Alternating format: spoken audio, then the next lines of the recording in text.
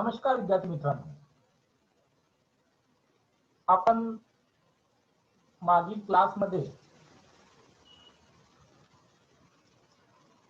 बघितलंच आहे की कशा प्रकारे भारतामध्ये ब्रिटिशांनी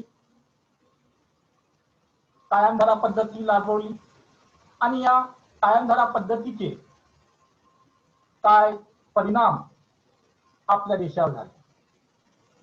त्यासोबतच या पहिल्या युनिटमध्ये मित्रांनो आपण सुरुवातीस बघितलं की कशा प्रकारे एक व्यापारी कंपनी भारतात आली आणि या व्यापारी कंपनीने व्यापार करता करताच आपल्यावर राज्य करणे सुरू केले। आपण हेही बघितलं की 1757 प्लासी युद्ध झालं आणि या युद्धामध्ये नवाब सिराज उद्दौलाचा पराभव झाल्याने बंगालची सत्ता अप्रत्यक्ष ईस्ट इंडिया कंपनीच्या हाती गेली। त्यानंतर 1764 बक्सारचं युद्ध झालं आणि जो ब्रिटिश सत्तेचा पाया प्लासी युद्धाने घातला गेला तो पाया बक्सारच्या युद्धाने मात्र मजबूत झाला। बक्सारच्या युद्धामध्ये मुघल बादशाह शाह आलम, अवधचा नवाब शुजा-उद-दौला, बंगालचा नवाब मीर कासिम या तिघाचाही ब्रिटिश ईस्ट इंडिया कंपनीने पराभव केला। आणि या पराभवानंतर आपण हेही बघितलं की बंगालमध्ये दुहेरी शासन व्यवस्था लागू करण्यात आली आणि या दुहेरी शासन व्यवस्थेनंतर आपण वेगवेगळ्या कर वसुलीच्या पद्धती बघितल्या, ज्यामध्ये रयतवारी, महालवारी आणि कायमधारा या पद्धती आपण सविस्तर बघितल्या। मित्रांनो, आजच्या या क्लासमध्ये आपण तैनाती फौज पद्धती म्हणजे काय, ही का राबवण्यात आली, कोणी राबविली, कशा करिता राबविली, या सर्व प्रश्नांची उत्तरे शोधूया। तर तैनाती फौज पद्धती कोणी राबविली, तर लॉर्ड वेलस्ली हा भारतामध्ये 1798 मध्ये आला, तो 1805 पर्यंत इथे होता। त्याने भारतातील ब्रिटिश कंपनीच्या राज्याचे साम्राज्यात रूपांतर केले। आपण बघितलं की रॉबर्ट क्लाइव्हने भारतामध्ये ब्रिटिश सत्तेची स्थापना केली, म्हणून रॉबर्ट क्लाइव्हला ब्रिटिश सत्तेचा संस्थापक म्हणून ओळखले जाते। तर मित्रांनो, लॉर्ड वेलस्लीने भारतामध्ये आपला साम्राज्य विस्तार केला, आपलं साम्राज्य, ब्रिटिश साम्राज्य वाढविलं, फुलविलं आणि म्हणूनच रिचर्ड वेलस्लीला भारतातील ब्रिटिश साम्राज्याचा संस्थापक म्हटले जाते, कारण त्याने ब्रिटिश राज्याचे साम्राज्यात रूपांतर करण्याची अत्यंत महत्वपूर्ण कामगिरी पार पाडल्याने आपल्याला दिसते। ज्यावेळी लॉर्ड वेलस्ली भारतात आला त्यावेळी त्याच्यासमोर अनेक आव्हाने होती। त्याला प्रश्न होता की आपण आक्रमक धोरण स्वीकारायचं की ते सोडून द्यायचं आणि मग यावेळी भारतामध्ये फ्रेंच होते, पोर्तुगीज होते, त्यासोबतच भारतीय सत्तामध्ये मराठे, निजाम हेही शक्तिशाली होते. तर या संपूर्ण सत्ताधीशांना ब्रिटिश प्रभावाखाली आणणे हे प्रमुख उद्दिष्ट घेऊन लॉर्ड वेलस्ली भारतात आलेला होता. आणि म्हणूनच आपलं हे उद्दिष्ट साध्य करण्याकरिता लॉर्ड वेलस्लीने भारतीय राजांवर तैनाती फौज लादली आणि आपला साम्राज्य विस्तार केला.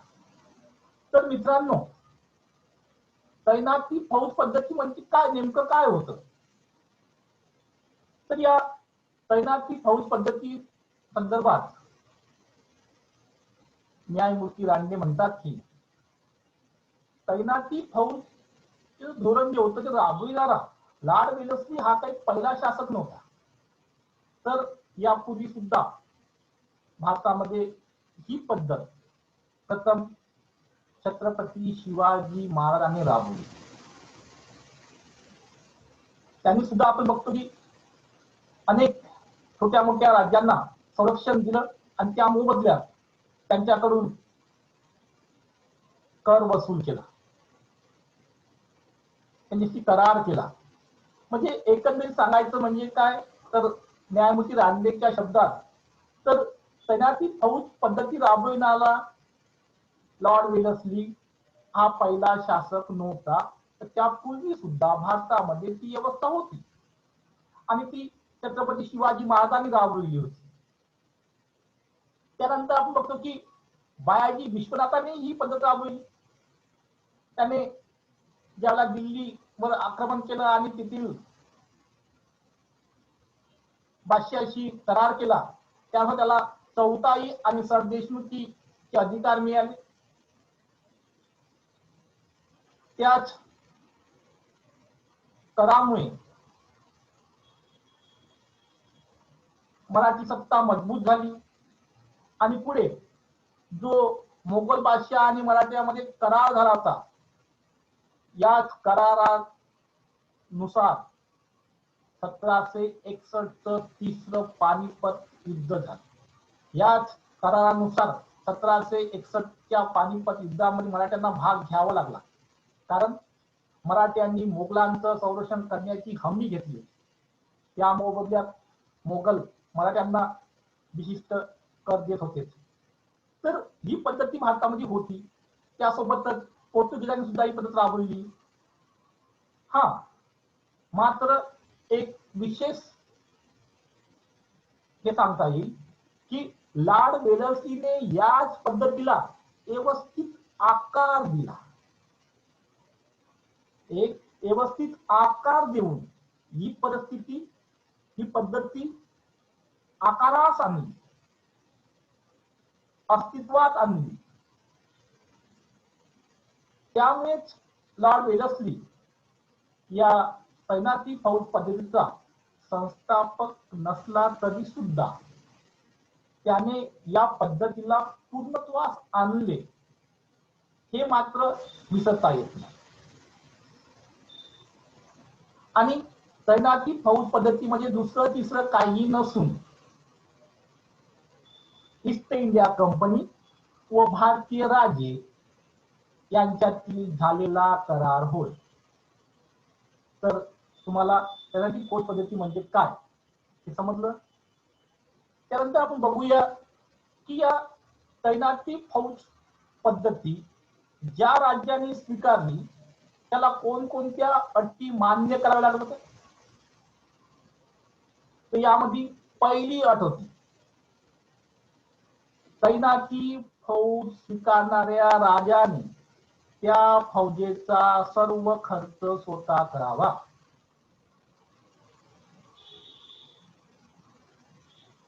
किंवा कंपनीला नगदी किंवा प्रदेश द्यायचा. ही पहिली अट होती. दुसरं, तैनाती फौज स्वीकारणाऱ्या राज्याला इंग्रजा व्यतिरिक्त दुसऱ्या कोणत्याही राज्याशी तह किंवा करार करता येणार नाही. हे कलम मात्र लॉर्ड वेलस्कीने फार विचारपूर्वक टाकला. आता ज्या राज्याने ईस्ट इंडिया कंपनी सोबत करार केला तैनाती फौज पद्धतीचा, त्या राज्याला इतर कोणत्याही राज्यासोबत तह किंवा करार करता येणार नाही.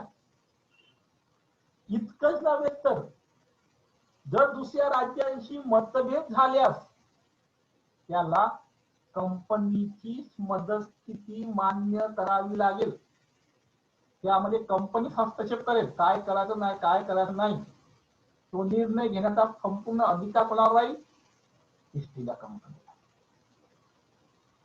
दुसरं अत्यंत महत्वाचं अट होती ती म्हणजे ज्या राज्यांनी हा करार स्वीकारला त्याला इंग्रजांव्यतिरिक्त इतर युरोपियनना आपल्या राज्यात सेवेत ठेवता येणार नाही.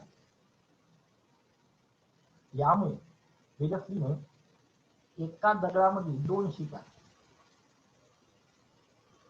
एक तर पोर्तुगीज, डच, फ्रेंच या काही युरोपियन सत्ता होत्या त्या तेथील लोकांना आपल्या राज्यात कोणत्याही नोकरीला ठेवू नये. फक्त ज्यांनी करायचं त्यांनी कुणाला नोकरी ठेवायचं आहे? इंग्रजांनाच.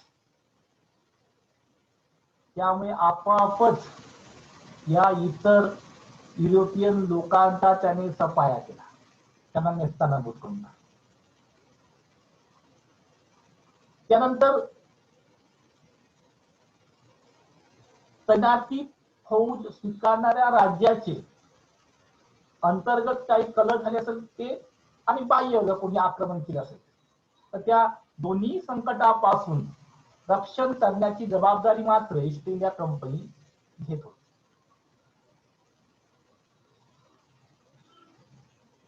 एक अत्यंत महत्वाचं कलम, एक अट यामध्ये दाबली होती ती म्हणजे तैनाती फौज स्वीकारणाऱ्या राज्यांना आपल्या राजधानीमध्ये ब्रिटिश कंपनी सरकारचा रेसिडेंट म्हणजे वकील सदैव ठेवणे अनिवार्य होतं. आता यामध्ये झालं काय? त्यांचा जर वकील इथे राहत असेल तर इथे राज्यात काय घडत आहे, राजधानीमध्ये काय काय होत आहे त्याची संपूर्ण खडा ना खडा माहिती आपोआपच गव्हर्नर जनरल पर्यंत पोहोचतात. आणि मग कोणत्या परिस्थितीमध्ये कोणता निर्णय घ्यायचा हे त्यांना ठरवणे फारच सोपं गेलं. हा शेवटी मागच्याने एक सांगायला की आम्ही अंतर्गत कारभारात हस्तक्षेप करणार नाही, तुमचा कारभार तुम्ही करावा. हे फक्त सांगण्यासाठी. ते म्हणतात ना, दाखवायचे दात वेगळे, खायचे वेगळे. तर इथे कंपनीने फक्त सांगितलं की आम्ही अंतर्गत कारभारात हस्तक्षेप करणार नाही, परंतु आपण पुढे बघू की संपूर्ण अंतर्गत कारभार त्यांनी सांभाळला हस्तक्षेप करू. तर अशा या तैनाती फौज पद्धतीच्या अटी होत्या. तर आता आपण बघूया तैनाती फौजीचे गुण काय होते, फायदे काय झाले कंपनीला. तर कंपनीची लष्करी ताकद वाढली, कंपनीचं वर्चस्व प्रस्थापित झालं. आता कंपनी सोबत करार करणाऱ्या राज्यांची संरक्षण करण्याची हमी किंवा जबाबदारी ईस्ट इंडिया कंपनीने घेतली होती. त्यामुळे कंपनीची लष्करी ताकद वाढली आणि ज्याचं लष्कर जास्त त्या दबदबा जास्त. आणि अशा प्रकारे इथे आपण बघतो की एक फार मोठा फायदा यामुळे ईस्ट इंडिया कंपनीला झाला. दुसरं असं की कंपनीचा प्रदेश सुरक्षित झाला, कारण ईस्ट इंडिया कंपनी दुसऱ्या राज्याच्या संरक्षणासाठी जात आहे स्वतः कोणतंही युद्ध करत नाही, स्वतःच्या प्रदेशावर युद्ध करत नाही. त्यामध्ये झालं काय की कंपनीच्या ताब्यातील प्रदेशावर कोणतंही नुकसान झालं नाही, कोणतंही अतिक्रमण झालं नाही, कोणताही हमला झाला नाही, इव्हन त्यांची कोणती पिके नष्ट झाली नाही युद्ध काळात. आता आपण बघतो की ज्याला युद्ध होते त्याला समोरासमोर झालं काय झालं की उभ्या पिकातून घोडे जातात, सैनिक जातात, त्यामुळे पीक नष्ट होते. तेथील अंधाधुंद कारभारामुळे, अव्यवस्थेमुळे व्यापार ठप्प होतो. परंतु असं मात्र कंपनीच्या प्रदेशात झालं नाही, कंपनीचा प्रदेश सुरक्षित झाला.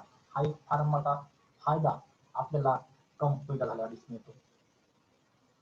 तिसरं म्हणजे फ्रेंच प्रभाव नष्ट झाला.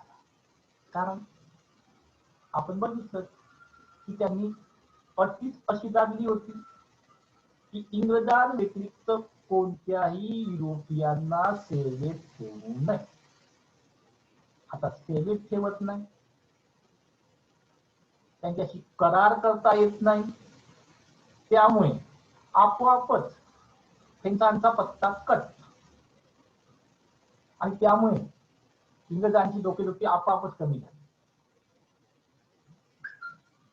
म्हणजे फ्रेंचांसारखी शक्तिशाली सत्तेला इथे आता कोणताही वाव उरला नाही, आणि त्यामुळे कंपनीची राजकीय ताकद वाढली आणि राजकीय प्रभाव सुद्धा वाढला.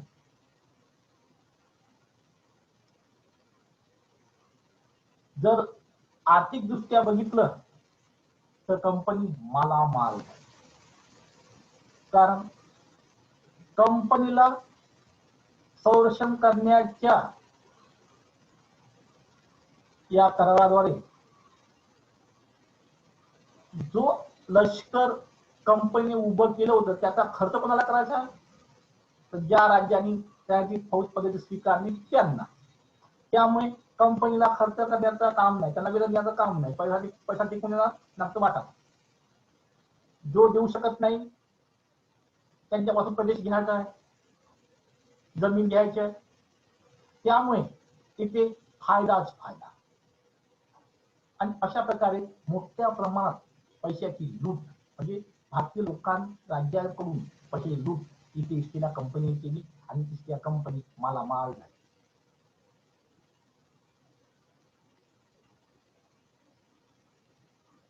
दुसरा एक मोठा फायदा ईस्ट इंडिया कंपनीचा, येथील राज्यकर्ते चैनी व विलासी बनले. त्यामुळे हे लोक एक राज्य आपल्या विरोधात काही कटकारस्थान करेल, आपल्यावर आक्रमण करेल, याची कोणतीही भीती ईस्ट इंडिया कंपनीला आहे. कारण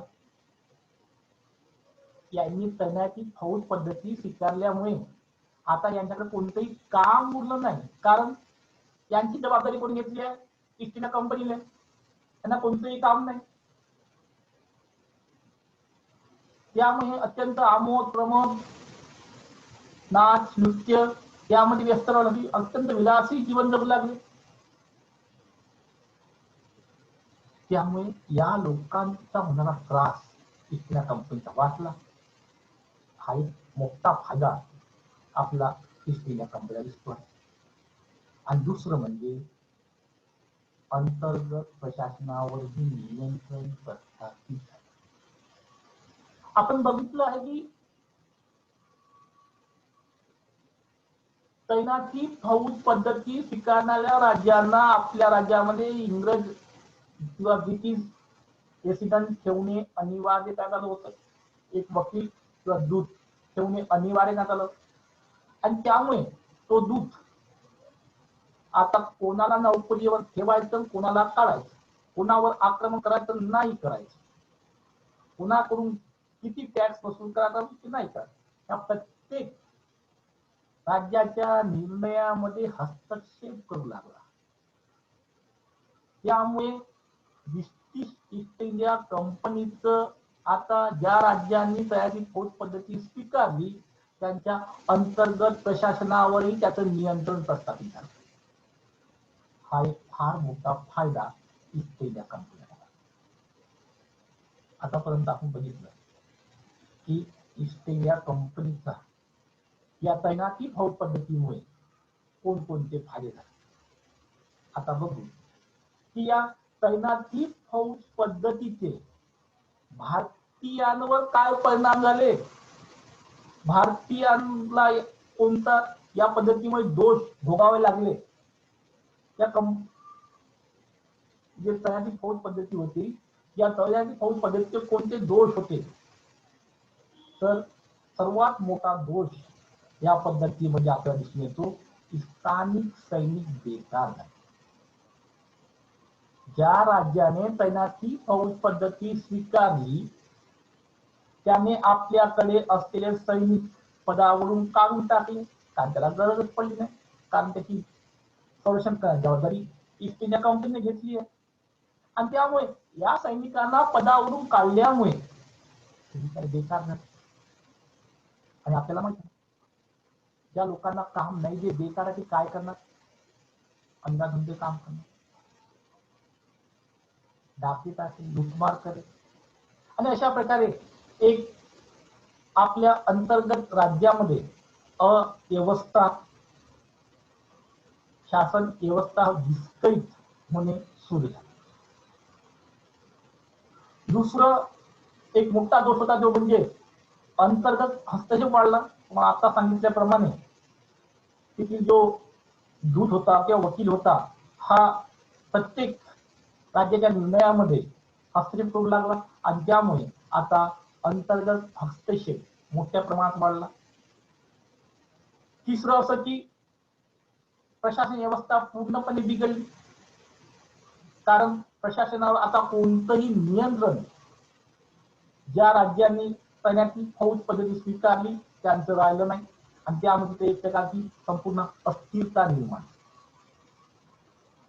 आणि अत्यंत महत्वाचा जो दोष असेल तो म्हणजे स्वातंत्र्य अस्तित्वात संपुष्टात आले. म्हणजे संपूर्ण स्वातंत्र्य त्यांचं संपुष्टात आलं. स्वातंत्र्य अस्तित्व जे होतं, सार्वभौमत्व, जे कालपर्यंत राजे पालोटाट करून मानेने स्वाभिमानाने आपल्या राज्याचे निर्णय घेत होते, ज्याला पाहिजे त्याला आपल्या नोकरीत ठेवत होते, नोकरीत काढत होते, त्यांना त्याचे वाटले हे करार करत होते, करार मोडीत होते, ते संपूर्ण स्वातंत्र्य त्यांना गमवावं लागलं. कारण तैनाती फौज पद्धती जी स्वीकारली त्यामध्ये अटक कशी होती की तुम्हाला यापुढे कोणाशी करार करता येणार नाही, तुम्हाला आपल्या राज्याबरोबर दुसऱ्या कोणाला नोकरीला ठेवता येणार नाही, इंग्रजांना विचारल्याशिवाय कोणत्याही सोबत तुम्हाला करार करता येणार नाही, काही वादविवाद मतभेद निर्माण झाल्यास मदतची सुद्धा कोण करेल, ईस्ट इंडिया कंपनी करेल. त्यामुळे या संपूर्ण राज्यांचं स्वातंत्र्य नष्ट झालं, स्वातंत्र्य हिरावल्या गेलं, त्यांचं सार्वभौमत्व गेलं आणि ते पारतंत्र्यात गेलं. परिणामी त्यांना आपलं राज्य गमवावं लागलं आणि राज्य गेल्यामुळे इंग्रजांच्या भरोशावर ते जे देईल आता तितक्यावर राजे आता फक्त चैन आणि विलासी जीवन जगणार. आमोद प्रमोद, नाच, नृत्य, संगीत यामध्येच ते संपूर्ण व्यस्त राहणार. एकंदरीत भारतातील राज्य व्यवस्थेची घडी पूर्णपणे विस्कटल्या गेली या तैनाती फौज पद्धतीमुळे. तर आपण बघू की अशी ही तैनाती फौज पद्धती होती. ही प्रथम कोणी स्वीकारली, ही स्वीकारणारी राज्य पण कोणती होती, तर सर्वप्रथम 1798 मध्ये ही पद्धत निजामाने स्वीकारली. त्यानंतर अवधचा नवाब सादत अली खान याने सुद्धा 1798 मध्येच ही पद्धत स्वीकारली. त्यानंतर मैसूरच्या राजाने त्याने सुद्धा ही पद्धत स्वीकारली.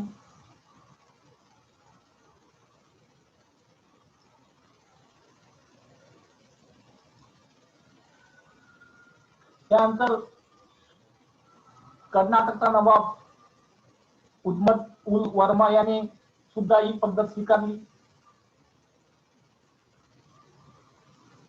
म्हणजे उद्मत उल वर्मा यांनी स्वीकारली नाही, त्यांचा मुलगा सत्य आल्यानंतर त्याचा जो चुलत भाऊ होता अजीमुल्लाने, त्याने सुद्धा ही पद्धत स्वीकारली आणि संपूर्ण कर्नाटक आता ब्रिटिशांच्या हातात केंद्रित झालं. त्यानंतर तंजावर त्या सरकोजी भोसले यांनी सुद्धा ही पद्धत स्वीकारली आणि सुरत 1799 मध्ये सुरतच्या नवाबाशी तह करून विलसीने सुरत हे राज्य आपल्या नियंत्रणाखाली आणलं. तर अशा प्रकारे आपण बघतो की विद्यार्थी मित्रांनो, या तैनाती फौज पद्धतीमुळे फार मोठे परिणाम आपल्या देशावर झाले आणि ब्रिटिश साम्राज्याचा मोठ्या प्रमाणात विस्तार झाला. कालपर्यंत राणचं राज्य असलेलं आज त्याच्या साम्राज्यामध्ये परिवर्तन करण्याचं काम लॉर्ड वेलस्लीने केल्याचं आपल्याला दिसून येते. या संपूर्ण तैनाती फौज पद्धतीचे मूल्यमापन करत असताना आपल्याला दिसून येते की तैनाती फौज हे भारतातील राज्यावर लागल्यामुळे काय झालं, तर वेलस्लीला भारतात राज्य विस्तार करता आला. आता सांगितल्याप्रमाणे आपल्याला त्याला मोठ्या प्रमाणात त्याला साम्राज्य विस्तार करता आला. दुसरं असं की भारतातील निजाम, टिपू व मराठे हे जे शक्तिशाली शासक होते, जे इंग्रजाविरुद्ध होते, परंतु लॉर्ड वेलस्लीने कौशल्यपूर्ण भारतातील या राजकीय दुर्बलतेचा फायदा घेतला आणि या अनेक राज्यांना डिवाइड अँड रूल त्यानुसार त्याच्यामध्ये दुही निर्माण करून एकेका राज्याला गाठून त्याच्याशी करार करण्यास त्याला भाग पाडलं त्याच्या फौज पद्धतीचा, आणि जो करार करत नाही त्यास युद्ध केलं आणि त्यांना किती रणभूमीमध्ये पराभूत केलं. आणि अशा प्रकारे या संपूर्ण भारतीय राज्यांच्या दुर्बलतेचा फायदा घेऊन आपला मोठ्या प्रमाणात साम्राज्य विस्तार करण्यामध्ये ईस्ट इंडिया कंपनीला म्हणजेच लॉर्ड वेलस्लीला या ठिकाणी यश किंवा तो यशस्वी झाला असं दिसून येतं.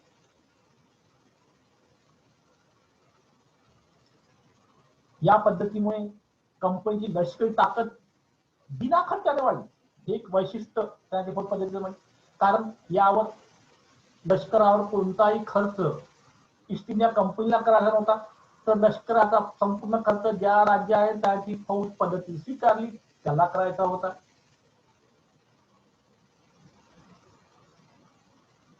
आणि अशा प्रकारे वेलस्लीने भारतामध्ये ब्रिटिश साम्राज्य निर्मितीला आपल्या या तैनाती फौज पद्धतीद्वारे सुरुवात केली आणि त्यामध्ये तो पूर्णपणे यशस्वी झाल्याचं आपल्याला दिसून येते. त्याने आपलं हळूहळू राजकीय प्रभुत्व स्थापन करण्याचं जे कसब आपल्याला वेलस्ली जवळ दिसलं, त्याने दाखवलं. त्यामुळेच तो ज्यावेळेला इथून निवृत्त होऊन गेला त्यावेळी इंग्लंडमध्ये त्याचं मोठं स्वागत झालं. ब्रिटिश साम्राज्याचा संस्थापक, त्याची फार मोठी स्तुती झाली, प्रशंसा झाली असं आपल्याला दिसून येते. तर विद्यार्थी मित्रांनो, आजच्या करिता इतकेच थांबतो. तुम्हाला जर यावर काही प्रश्न असेल, काही समस्या असेल तर नक्कीच तुम्ही आपल्या व्हॉट्सअप ग्रुपवर या संदर्भात प्रश्न टाकू शकता किंवा माझ्याशी तुम्ही कॉल करून सुद्धा आपले प्रश्न विचारू शकता.